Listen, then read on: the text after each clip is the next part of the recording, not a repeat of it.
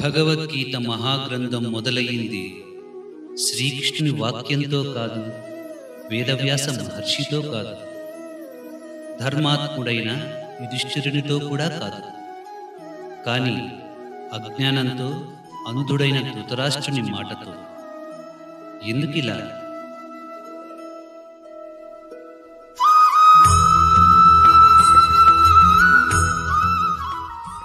ఇది మనిషి జీవన సత్యాన్ని ప్రతిబింబిస్తుంది. ప్రతి మనిషి లోపల ఒక ధృతరాష్ట్రుడు ఉండగలడు.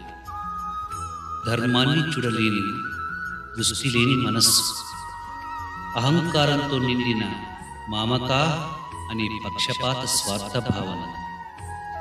అయితే ఒక మనిషి వినగలిగే శ్రద్ధ కలిగి ఉంటే, లోపలికి చూసే దివ్యమైన ధర్మదృష్టి కలిగితే అతడు సంజయుడవుతాడు. విశ్వరూపాన్ని దర్శించే స్థితికి చేరుతాడు. ఈ ఒక్క శ్లోకంలో భగవంతుడు మనకు ఒక అద్భుతమైన మార్గాన్ని చూపిస్తున్నాడు. నీ దృష్టి మారితే నీ జీవితమంతా మారుతుంది. గీత ప్రారంభం ఇలా మొదలవుతుంది: నీ అంతర్యుద్ధానికి శ్రీకారం చుడుతూ.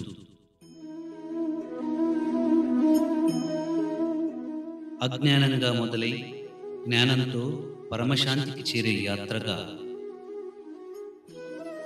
ధృతరాష్ట్ర ఉవాచ ధర్మక్షేత్రే కురుక్షేత్రే సమవేతాయుత్సవ మామకా పాండవాశ్చైవ కిమకుర్వత సంజయ. ధృతరాష్ట్రుడు సంజయుని అడుగుతున్నాడు: ఓ సంజయ, ధర్మభూమి అయిన కురుక్షేత్రంలో సమరానికి సిద్ధంగా నిలిచిన నా పుత్రులు మరియు పాండుకుమారులు ఏమి చేశారు? ఇది కేవలం శ్లోకం కాదు, ఆత్మ జాగరణకు ఆహ్వానం. భగవద్గీత మొదటి శ్లోకాన్ని గమనిస్తే చాలామందికి అది కేవలం యుద్ధం ప్రారంభానికి సంబంధించిన శ్లోకం అనే భావన ఉంది. కానీ ఆ ఒక్క శ్లోకంలోనే మనిషి జీవిత యుద్ధానికి సంబంధించిన మహత్తరమైన ఆధ్యాత్మిక సంకేతం ఉంది.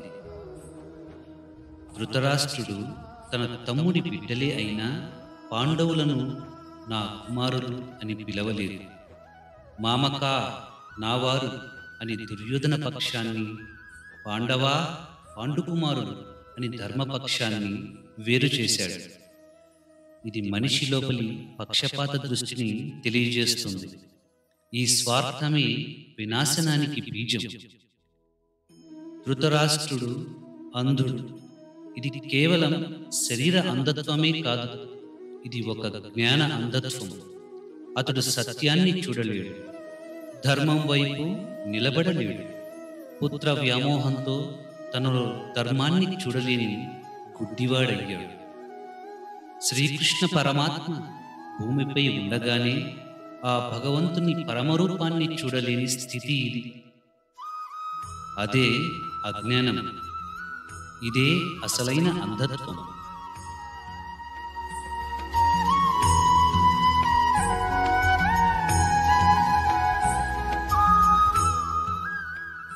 మానవుడిలో ఉన్న స్వార్థ బుద్ధి, వంశాభిమానం, అహంకార ధోరణి, ఇవన్నీ ధృతరాష్ట్ర స్వరూపమే. ఇక్కడ భగవంతుడి సంకల్పం ఏమిటంటే, ప్రతి జీవిలో ఉన్న ధృతరాష్ట్ర తత్వాన్ని ఎదుర్కోవటమే జీవన యుద్ధంలో మొదటి మెట్టు. ఈనాటి మానవుడి జీవితంలో కూడా ఇదే జరుగుతూ ఉంది. మనలో అంతర్యామిగా కృష్ణుడు ఉన్నా మనం అంధులం.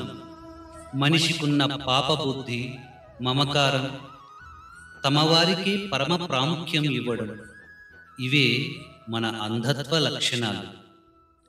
ఇక సంజయుడు, ఇతను అంధుడైన రాజుకి చూడలేని దృశ్యాన్ని చెబుతూ ఉన్నాడు.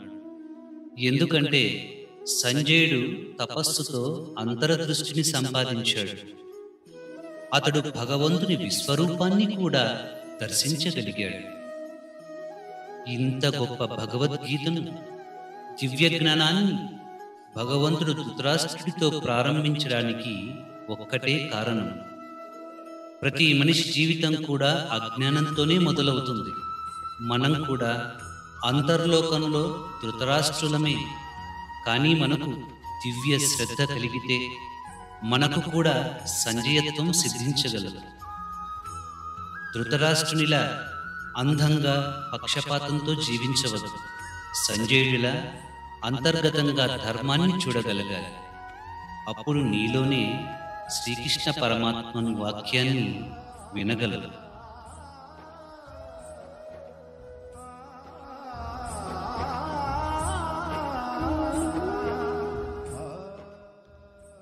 కురుక్షేత్ర యుద్ధం కేవలం మహాభారతంలో మాత్రమే కాదు, మన జీవితము ధర్మక్షేత్రమైన కురుక్షేత్రమే. మన లోపల కురుక్షేత్ర యుద్ధం జరుగుతూనే ఉంటుంది. మంచికి చెడుకు, ధర్మానికి అధర్మానికి, లోభానికి దాతృత్వానికి, ఈర్ష్యకు ప్రేమకు మధ్య నిత్యం మనలోనూ యుద్ధం జరుగుతూ ఉంటుంది. ఇందులో ఓవైపు పాండవుల గుణాలు ధైర్యం, నిజాయితీ, భక్తి, జ్ఞానం, విశ్వాసం, ఈశ్వర శరణాగతి. ఇంకోవైపు కౌరవుల గుణాలు ద్వేషం, దురాశ, మమకారం, అహంకారం, లోభం. ఈ రెండు బలగాలు మనలోనూ నిత్యం పోరాటం చేస్తూనే ఉంటాయి. ఈ క్షేత్రంలో విజయం పొందాలంటే మనం పాండవులమై నిలవాల్సి ఉంటుంది.